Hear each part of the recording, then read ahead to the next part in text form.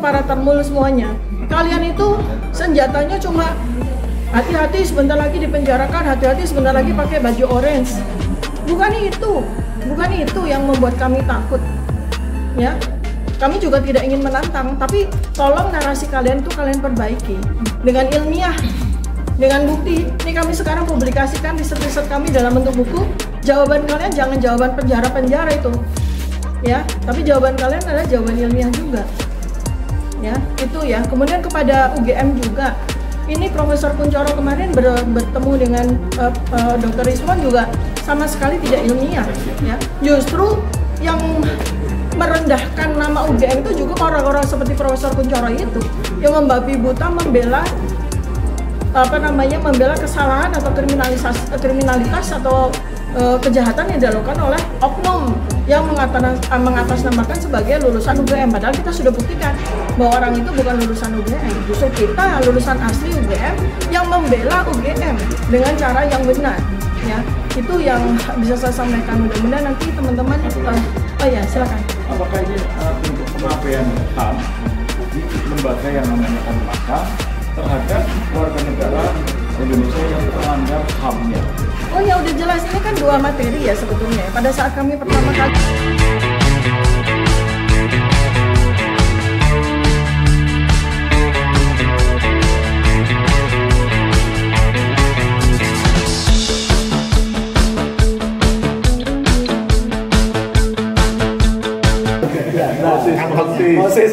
sosis. Ada dasi juga.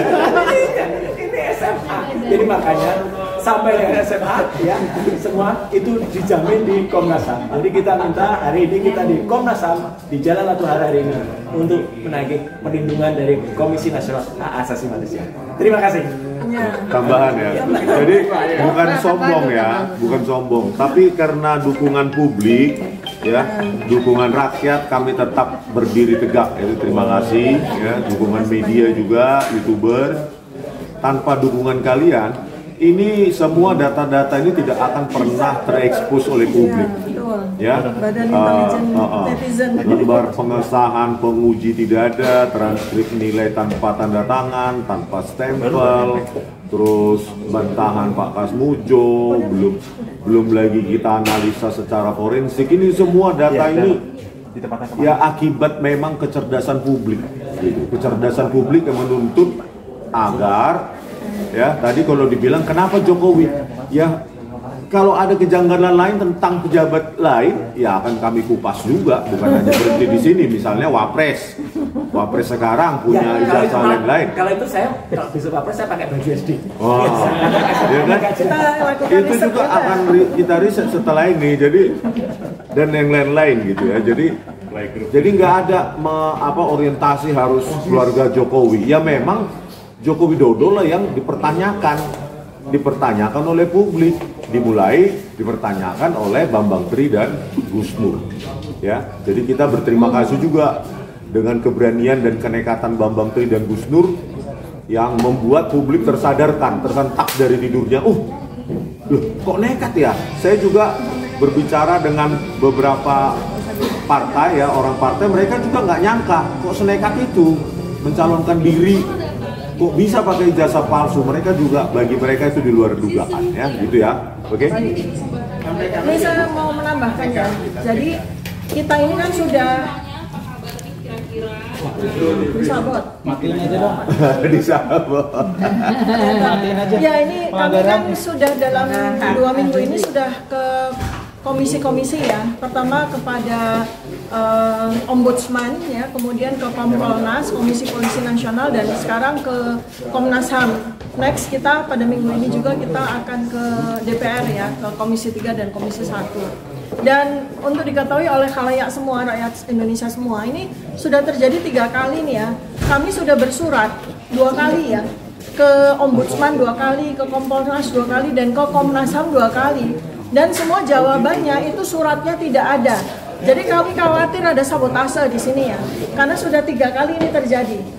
Di Ombudsman juga sampai dicari-cari suratnya, mereka berdalih tidak ada surat dua-duanya, padahal kami sudah ada tanda terimanya secara jelas.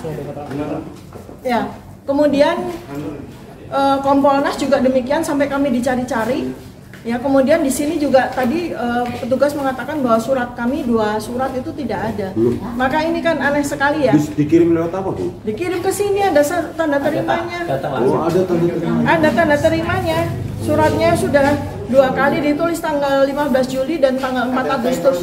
Ada stempelnya, tanda terimanya. Artinya sudah ada surat itu, tetapi dinyatakan tidak ada. Jadi ini sama persis dengan kejadian di komisi ini, ada stempelnya ya. Ada stempelnya nih, tanda terima, udah jelas ada stempelnya tanda terima. Pokok ya. Ya, ada tanda terimanya ada, dan kata petugasnya suratnya tidak ada. Itu sama persis dengan ketika kami di Ombudsman dan Kompolnas itu sampai kami tunggu 1 jam. Tapi alhamdulillah pada saat di Komnas HAM dan di Kompolnas kami diterima oleh para komisioner secara lengkap ya. Bahkan di Kompolnas sampai 2 kali ya untuk di sana. Ini saya juga mengharapkan seperti dengan teman-teman ya sudah kita datangi saja Komnas HAM. Karena kalau dihitung dari sejak pertama kami mengadukan kriminalisasi kami ini udah terhitung 3 kali kami ke Komnas HAM ya, tapi nggak ada respon sama sekali juga. Komisioner juga tampaknya belum ingin bertemu dengan kami. Padahal ingin saya tegaskan sekali lagi, komisi-komisi ini dibentuk sebagai sebuah badan independen untuk mengurus rakyat. Tupoksinya itu adalah untuk mengawasi pekerjaan dari lembaga-lembaga pemerintah yang dibayar oleh APBN, dibayar oleh APBD. Jadi seperti misalnya Ombudsman itu mengawasi lembaga-lembaga pemerintah semua yang dibayari APBN, APBD. Termasuk jangan lupa mengawasi kerja KPU juga, KPUD Solo, KPUD Jakarta sampai KPU Pusat. Termasuk juga mengawasi UGM juga, ya.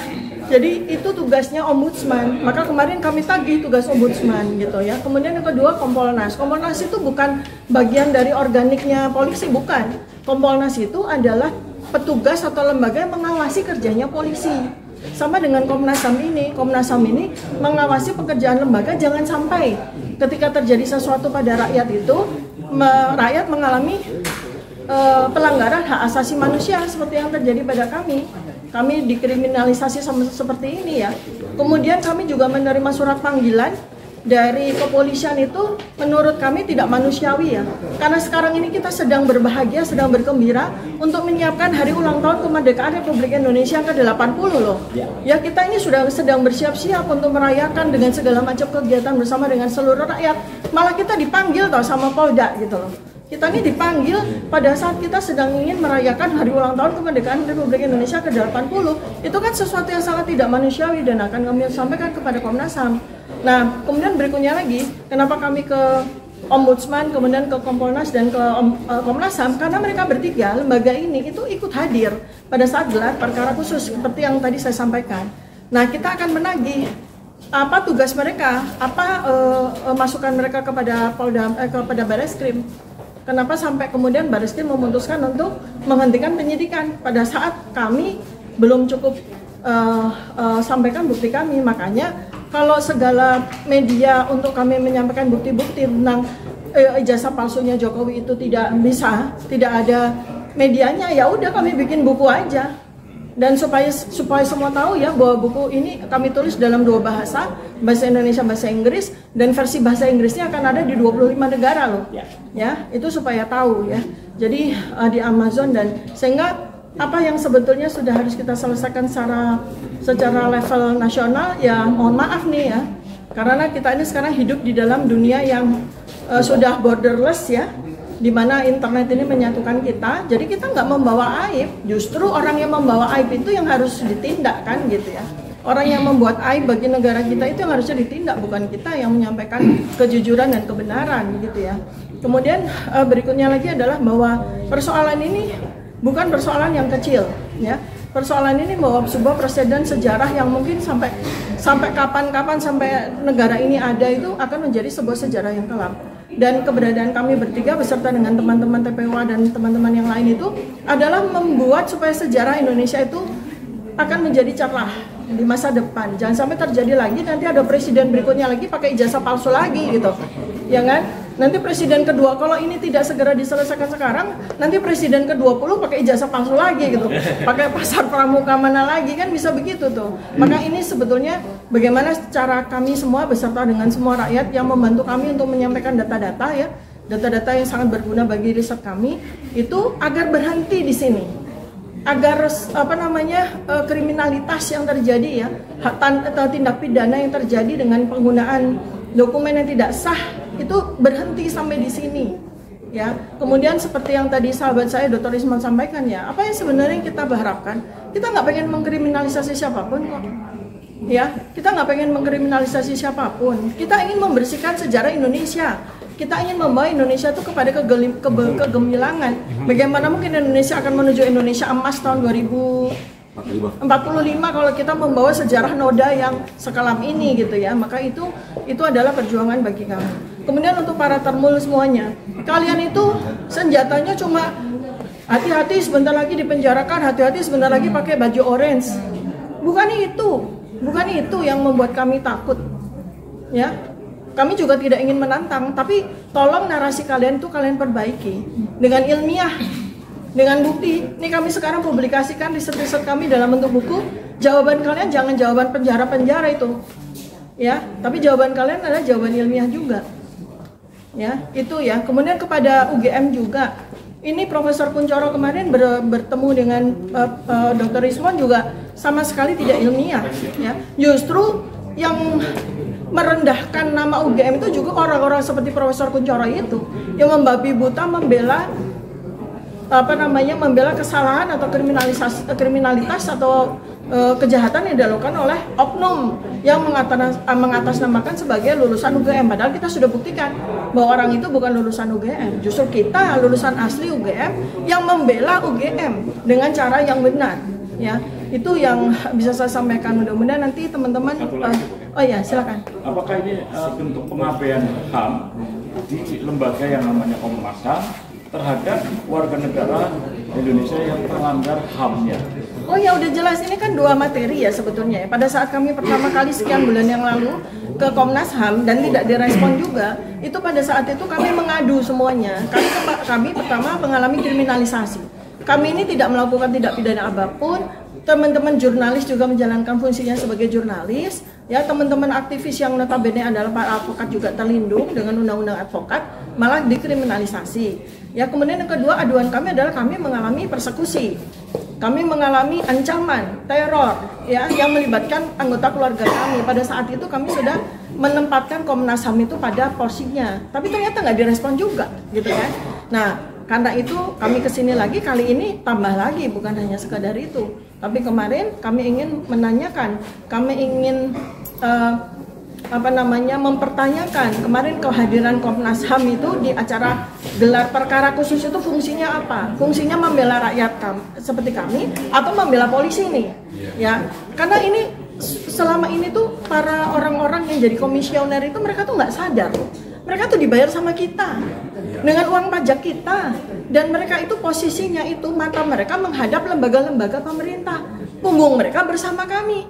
Bukan malah sebaliknya, mereka memelototi kita rakyat, punggung mereka bersama dengan lembaga-lembaga, jadi pasang badan buat lembaga-lembaga yang melakukan kesalahan. Saya sampaikan seperti itu di Ombudsman kemarin, saya sampaikan juga di Kompolnas, dan sekarang akan saya sampaikan, kami sampaikan juga di Komnas HAM. Letak kalian itu di mana? Kalian bukan lembaga yang dibayar sama pemerintah, kalian dibayar sama uang rakyat. Jangan salah itu. Jangan salah, dan kalian tuh independen, di tengah, posisi di tengah, menerima aduan. Jadi ini petugas-petugas itu menerima aduan, bukan petugas polisi yang melakukan pemeriksaan terhadap kami. Itu salah besar. Jadi itu ya. Jadi pengabaian ini kelak bisa menjadi sebuah pelanggaran HAM dong kalau gitu. Oh iya, pasti. Mereka tidak menjalankan tupoksinya. Jadi apa artinya jadi komisioner? Apa artinya lembaga-lembaga ini dibentuk kalau ternyata tidak menjalankan fungsinya untuk mewadahi? Ditutup aja ya. Kenapa kita mesti membayar uang pajak kita untuk membayari komisioner yang tidak bekerja untuk rakyat ya? Jadi ini sekaligus untuk sebuah catatan buat mereka. Tapi dari ketiga lembaga kemarin saya appreciate dengan Kompolnas ya. Ya nggak tahu mereka itu nanti tindak lanjutnya bagaimana ya. Tapi yang jelas mereka sampaikan bahwa kami ini bukan orangnya Jokowi, Bu. Kami ini kami ini komisioner. Orangnya anaknya Jokowi. Ya, bukan komisioner yang lantik sama Pak Prabowo. Oh, kalau gitu hebat dong, saya bilang gitu kan. Prabowo tuh Gibran yang melantik. Prabowo. Prabowo itu muridnya Jokowi, podo Mudah-mudahan tidak ya, kita berbaik sangka sama Presiden Prabowo. Kita tunggu ya kabar termurnya. Terbaru. kabar gembira 26 Agustus ya, katanya Pak Bambang Tri mau amnesti dikeluarkan ya. Kita doakan. Amin. Kalau seperti itu ya kita nggak boleh berburu sangka sama Pak Prabowo ya. Semangat. 200 orang aktivis yang dikriminalisasi sama Jokowi itu masuk dalam daftar dalam 1128 yang dapat amnesti ya. Jangan sampai di dalamnya ada si Plester. Itu kode keras kita ya, jangan sampai. Dendam pribadi. Bukan ya. Dia harus